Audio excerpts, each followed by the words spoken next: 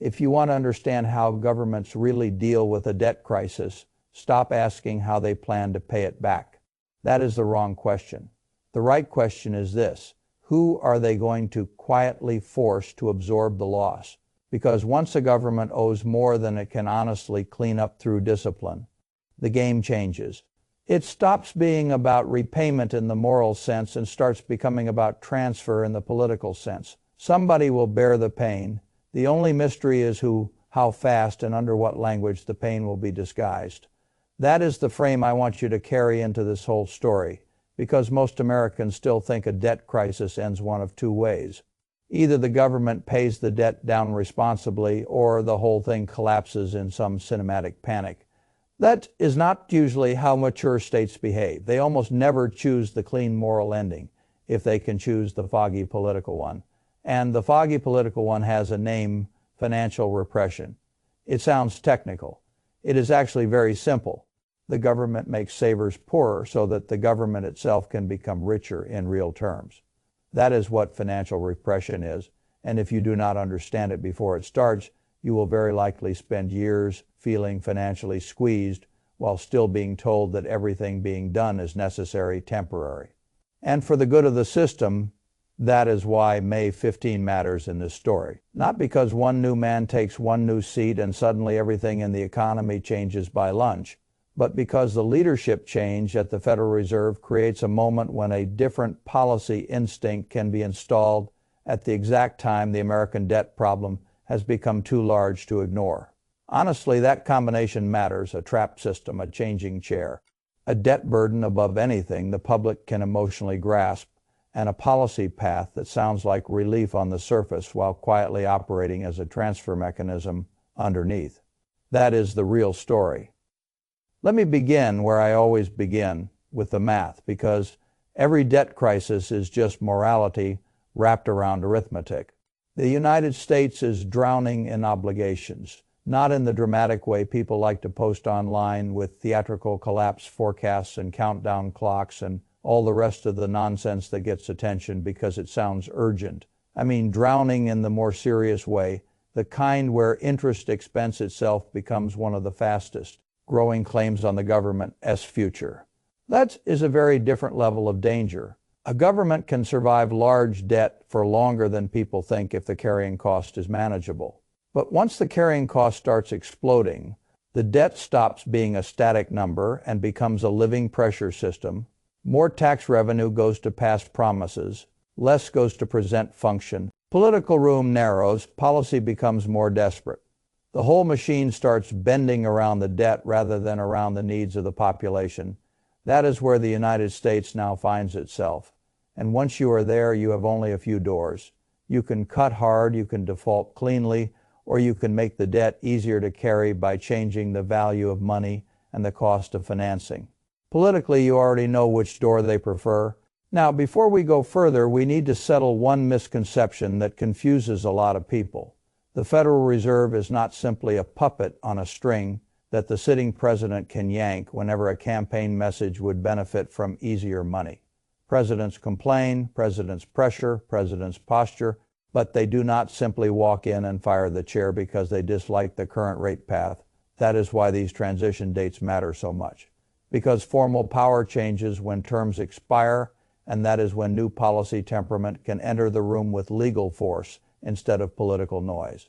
That is what makes a chair change important, not because one person is a magician, because one vote at the top in a system built on committee decisions can help shift the balance toward a very different policy bias over time. And the bias that matters here is obvious: lower rates, easier debt service, a friendlier environment for government financing, a more forgiving backdrop for nominal growth. Those things sound pleasant if you say them quickly. They are much less pleasant when you understand who pays for them. This is why I want to take you back to the 1940s. People love pretending. History is some trivia game full of old names and dead years that have very little to do with the current market. That is lazy. History is useful not because it repeats perfectly, but because the state keeps reaching for the same psychological tools when it runs into the same structural trap. And after World War II, the United States ran into exactly the kind of trap that teaches you something about today. Debt exploded. The debt-to-GDP ratio surged. The country had a giant burden relative to the size of the economy, and the government did not solve it by becoming holy overnight. It solved it by growing nominal GDP faster than the debt, while ensuring the people lending money to the government did not receive returns high enough to protect themselves. Honestly, that is financial repression in one sentence. Keep rates low, keep inflation higher than rates, encourage or pressure institutions to hold government debt anyway. Let the state borrow cheaply. Let savers lose quietly. Grow the economy in nominal terms. Watch the debt ratio shrink over time, even though the absolute debt itself may still rise. That is the trick. The public hears debt reduction and imagines repayment. The state hears debt reduction and often means denominator games, inflation, yield control, and transfer. Those are not the same thing. And that is why I am so interested in the current moment.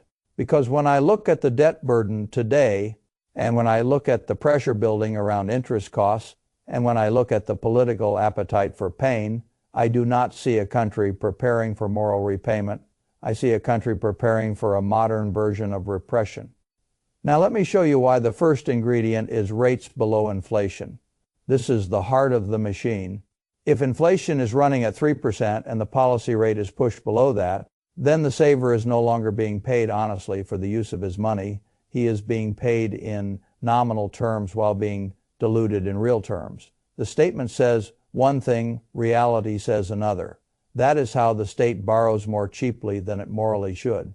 And because most people still think in nominal terms, not real terms, this theft remains politically easier than an outright default. A saver sees a positive number and thinks he earned something. He did, just not enough. That not enough is where the government lives. That not enough is how debt gets managed. Now think about this from the government's perspective. If you owe an enormous amount of money and can refinance that money at rates below inflation, then the real burden of that debt shrinks as long as the inflation is allowed to outrun the financing cost. That is wonderful for the debtor. The government is the debtor. You are the saver. This is why I keep saying the pain does not disappear. It transfers, and the transfer always has a target. So when a new Fed chair comes in talking the language of lower rates in an economy still carrying meaningful inflation, what I hear is not relief. First, I hear the opening bell of the repression trade. Now here is where the story gets more interesting, because rates alone are not enough. If rates fall, yes, the Treasury's financing burden can ease, especially when so much debt is shorter term than people appreciate. That matters enormously. A government funding itself with shorter maturities is much more sensitive to the current rate environment than a government that locked in ultra-long financing at the bottom. That means lower rates would help quickly, fine, but if you want to repress effectively, you also need buyers. You need people or institutions willing to lend to the state at rates that are not generous. That is where the second ingredient enters demand shaping. People often imagine that in a free market, if the government offers an unattractive yield, investors will simply refuse. Sometimes they do, but heavily indebted states have always had another option. They can reshape the rules around what institutions are encouraged, required, or strongly nudged to hold. This is one of the least glamorous and most important parts of financial history. Banks, pension funds, insurers, large financial institutions. These are not just free floating pools of money, choosing in a vacuum. They live inside regulation. Capital rules, reserve rules, risk weighting rules, incentive structures, liquidity requirements, political expectations. A government does not have to point a gun at an institution to influence where that institution stores a meaningful chunk of capital. It merely has to make one path easier and the other path more painful. That is how soft coercion works in financial systems. And once you understand that, a great deal of what looked mysterious in the 1940s becomes much clearer. The state did not walk around shouting, "We are now robbing savers for your own good." It simply built a world in which holding government debt at inadequate real returns became the practical thing large institutions did. That is all it takes. And here is why I think this matters again. Now, if the Fed under new leadership really does try to cut rates while also claiming that inflation will not reignite, and if private demand for treasuries does not arrive as generously as hoped, then the system faces a familiar tension. Who is going to absorb the debt? That is the question behind every civilized debt crisis. Who is going to absorb it? If the Fed itself buys too aggressively, the money printing optics get ugly. If foreign buyers remain less enthusiastic than in older eras, that support is weaker. If the government still has giant financing needs, someone must step in. So I watch the rules, always the rules. Because if history rhymes, then pressure on institutional capital may increase in one form or another, maybe not in the crude style of an old textbook, maybe through capital treatment, balance sheet incentives, regulatory preferences, or other methods refined for a modern audience. But the purpose would be the same: channel savings toward the state at costs the state can live with. That is the second ingredient. Now let us move to the third ingredient, because this is where the modern story puts on its best costume AI. I want to be fair here, because technological progress is real. Productivity gains are real. Cost reductions can be real. AI may indeed improve efficiency in countless places across the economy. Fine, but the market has a very bad habit of taking one true thing and turning it into a policy fantasy. The fantasy here is that AI will act like a magic deflation machine, powerful enough to let the Fed cut rates, shrink its balance sheet, support debt relief, and still avoid meaningful inflationary consequences. That is a beautiful sentence. It is also carrying an awful lot of weight. Maybe AI does reduce costs in some sectors, maybe it boosts productivity in meaningful ways.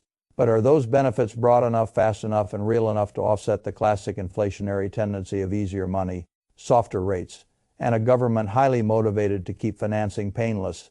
That is where I become skeptical. The state always wants a noble story to cover an ugly transfer. AI is a very noble story. It sounds futuristic, productive, and clean. It says, in effect, do not worry. We can make money easier without the usual consequences, because technology will rescue the arithmetic.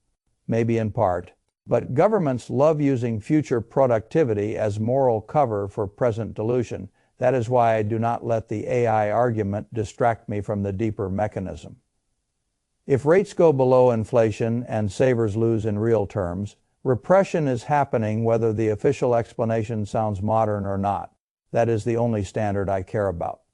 Now, let us talk about winners and losers, because this is where people start paying attention.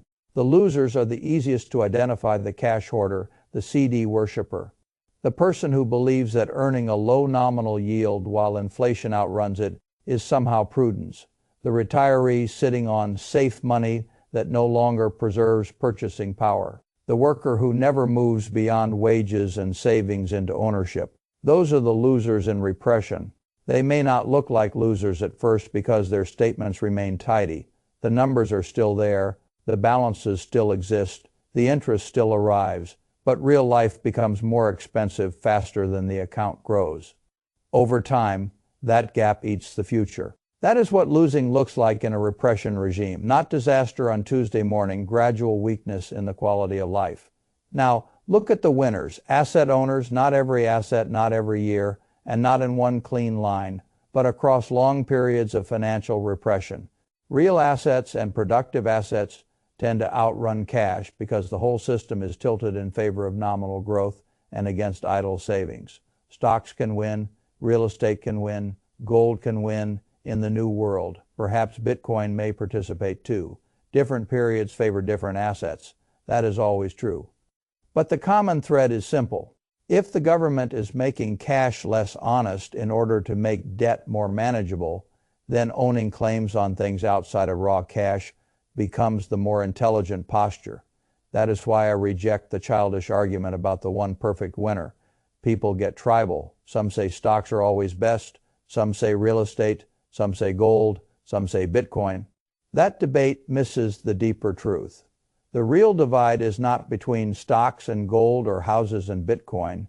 The real divide is between being an owner and being a saver trapped in nominal claims. That is the line. If financial repression becomes the operating strategy, owners gain a fighting chance. Pure savers become the subsidy.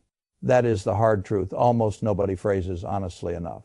Now let me tell you why this matters so much in 2026 and beyond. The debt burden is larger now than in the post-war period relative to the economy. The financing structure is more rate sensitive in important ways. The political appetite for austerity is pathetic. The culture is addicted to convenience. The financial system is more complex, and the public is less prepared psychologically than it was generations ago to accept the idea that their safe choices might actually be the ones doing the most silent damage. That combination creates a very powerful setup: a central bank transition, a debt burden with no clean moral answer, a tempting path of below inflation rates, possible policy and regulatory pressure to support sovereign borrowing, and a glowing technological story used as the public-facing explanation for why all of this can happen without consequences. That is an extraordinary mix. And if you are just sitting there waiting for someone to say plainly, yes, we are about to make savers absorb the debt problem, then you are waiting for a kind of honesty governments almost never offer. They will not say it like that. They will say growth, they will say efficiency, they will say competitiveness, they will say innovation, they will say lower financing costs, they will say balance sheet normalization, they will say all sorts of things. And underneath those things, the transfer will proceed. That is why I care about mechanism more than messaging. Mechanism tells the truth. Messaging tells the story. Power wants told. Now let me get practical. If I believe repression is the direction of travel, what do? First, I stop worshiping cash. Cash still has a role. Emergency reserves, liquidity, dry powder, fine, but I do not romanticize a low-yield balance while inflation outruns it and call that prudence. Second, I increase my respect for real assets and productive assets. Businesses with pricing power, real estate when the structure is sensible, hard assets, things that can reprice with the currency rather than die inside it. Third, I keep my time horizon clear. Repression does not make every month pleasant. There can be recessions, there can be crashes, there can be moments when stocks do terribly and gold shines, and other moments when the reverse happens. That is why diversification matters. The point is not to guess each quarter as champion. The point is to avoid being the raw material the system uses to ease the debt load. Fourth, I pay attention to regulation, always regulation, because if the demand for government debt needs to be manufactured more heavily, the clues will appear there first, in liquidity rules, capital treatment, institutional mandates, accounting incentives, the boring details nobody wants to read. That is where states hide their real intentions. Fifth, I stop confusing technological optimism with monetary innocence. AI may be transformative, wonderful. That does not mean every policy choice made under its banner is clean. A good story can still be used to excuse a dirty transfer. That is the discipline I would want. Now let me speak directly to the saver, because this is the person I think is most likely to misunderstand the cycle. You may feel responsible. You may have done the right things, worked, saved, avoided speculation, built balances, bought CDs, stayed cautious. And if the next regime is repression, all of that responsibility can still be turned against you if you never move from saving into ownership. That is why I am never ashamed to say what sounds harsh. Saving is not enough. Not in a system that needs your savings to stay below the rate of real loss. You must become an owner, not recklessly, not by chasing every shiny thing, not by abandoning judgment, but by holding claims on assets that have a real chance of outrunning the very dilution the government is being pushed toward, because if you do not, you become the easiest person for the system to use. You will still think you are being prudent while your purchasing power is slowly donated to debt management. That is not prudence. That is passivity dressed up as virtue. And in periods like this, passivity is expensive. So if you ask me what the real plan is for the debt crisis, I do not think the answer is repayment.